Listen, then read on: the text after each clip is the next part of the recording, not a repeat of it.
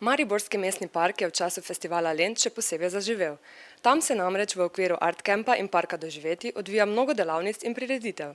Med drugim se lahko vsi nadobudni kuharji preizkusijo v kuharskih spretnostih, svojo ustvarjalno žilico pa lahko uporabite pri izdelovanju igrač. Kaj je namen delavnice kulinarika? Namen kulinaričnih delavnic je, da otroci spoznajo preko igre, da se spoznavajo kulinariko, da razvijajo svoj čut do hrane, spoštovanje do hrane in seveda, da si na koncu koncev tudi znajo sami kaj pripraviti. In kaj ste v teh dneh pripravljali? Ja, v teh dneh smo pripravljali, smo temeljili na tradicionalni slovenski kulinariki. Učili smo se delati štrukle, testo, razne kruhke. Mislim, da v okviru smo delali predvsem take stvari, zdrave zajtrke. Zakaj je pomembno, da že otroke spoznavamo s tem, kakšno prehrano se morajo? Mislim, da je to pomembno že za sam razvoj človeka, ne. Glede na to, da so otroci res neokrnjeni, ne, je najboljše, da jim predstavimo hrano v taki obliki, kot se res, če se smem izraziti, kot jo da mati narava, ne, da jih naučimo tudi kulturo prehranjevanja in pa seveda še enkrat poudarim, da se otroci vejo tudi na koncu sami nekaj pripraviti. Ne. Si se danes prvič udeležil delavnice? Ja, In kaj si počel? igral se. Si tudi kaj kuhal, pripravljal? Tudi. Soli smo delali, ne? Za kuhanje. Soli smo delali. In tudi zelišča tukaj spoznavaš? Ja. Katera recimo?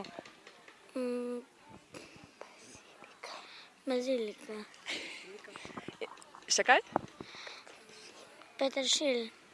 In kako so ti všeč delavnice? V redu. Za nami že vidimo ustvarjalno vzdušje v parku. Kaj pravzaprav počnete na teh delavnicah? Te delavnice, na njih izdelujemo igrače vsega sveta. In kar pomeni, da imamo prvi teden slovenski, izdelujemo slovenske igrače, drugi teden pa je tuji teden. Izdelujemo afriške igrače, indijske, japonske, kitajske, vse živo. Tako da otroci se lahko vsak dan naučijo kakšnih drugačnih ročnih spretnosti. Z udeležbo ste zadovoljni? Zelo dobimo na delavnico okrog 100 do 150 otrok. Tako da smo zelo zadovoljni, ja. Več kot smo pričakovali dejansko. Menite, da bi takšne stvari se morale dogajati tudi pravzaprav čez vse poletne mesece? Ja, pravzaprav vsak od obiskovalcev nam reče, jo, kako škoda, da se to ne dogaja vsaki dan, čez poletje, ko otroci nimajo kaj početi. In pravzaprav Mars ima en projekt, ki je čitalnica na jasi, to pa se bo odvijalo vsako soboto in nedeljo, vse od maja do septembra, tako da čez vikende bodo imeli kaj za početi, opet kot neki mali art camp, vse skupaj potem tako, razen čez teden pač ne bo nič. Ampak ja, mislim, da bi se moglo kaj takega vedno dogajati, ker so vsi navdušeni, tako otroci, starši, mladi, stari, nobenemu ni dolg čas. Vsi se imamo fajn, vsi, ki delamo tu in vsi, ki nas obiskujejo. Torej, kaj se počnete tukaj na teh delavnicah? Jaz tukaj pač spremljam sestro, ker je ona mlajša, pa se je želela pač predvsem. Zdaj na prejšnji delavnici je delala letala, zdaj pa dela tukaj slušni spomin. Ampak tudi tebi najverjetneje ni dolg čas. In potem redno vsak dan obiskujete park? Ja, zdaj letos smo prvič, lani pa smo bili vsaki drugi dan, tak nekako. In čez poletje, na primer, se ti zdi, da bi takšna stvar bi večkrat prišla v park, če bi se vedno kaj dogajalo? Ja, pač ne vem, nama je doma dolg čas, nismo v mestu doma, pa nima se kaj dogaja, tam te pa pač jo rada pripeljem sem. Kaj ste počeli te dni v parku? Tukaj smo bili, smo igrali badminton, počivali pod klopco.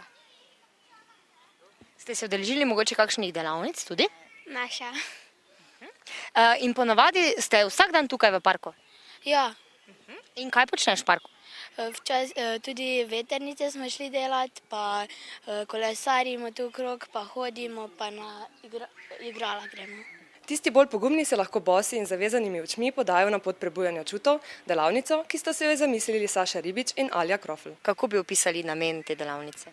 Namen je, da otrokom pa tudi odraslim ponudimo možnost, da zaprejo oči, zato da bi občutili bolj še druge čute.